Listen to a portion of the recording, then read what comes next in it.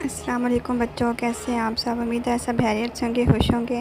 آج ہم آسمانی کتابوں کے نام جو ہیں ان کو دیکھیں گے اور یہ دیکھیں گے کہ یہ کون سے نبی پر نازل ہوئی تھی۔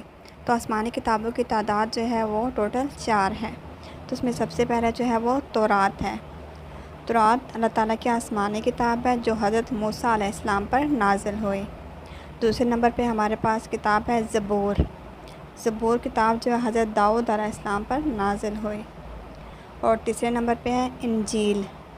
انجیل جو کتاب ہے وہ حضرت عیسیٰ علیہ السلام پر نازل ہوئی۔ نمبر 4 پہ قرآن مجید۔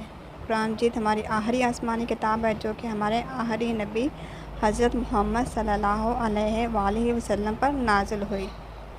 ہم نبی پاک صلی اللہ علیہ وآلہ وسلم کی امت ہیں اور ہمارے پاس جو ہے وہ کتاب قرآن مجید ہے جو کہ اپنی اصلی حالت میں ابھی تک موجود ہے، جبکہ جتنی بھی آسمانی کتابیں ہیں ان کا بہت ساری زبانوں میں ترجمہ کیا جا چکا ہے اور ان میں بہت زیادہ رد و بدل کیا جا چکا ہے، لیکن اللہ تعالیٰ نے قرآن مجید کی حفاظت کا ذمہ خود لیا ہے۔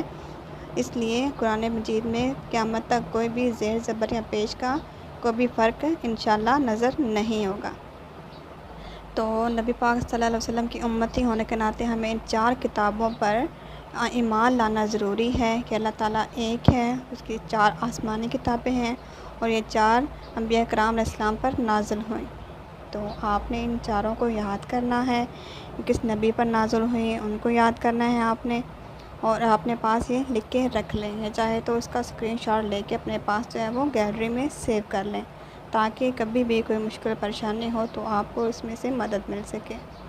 اپنا خیال رکھیے گا۔ اللہ حافظ۔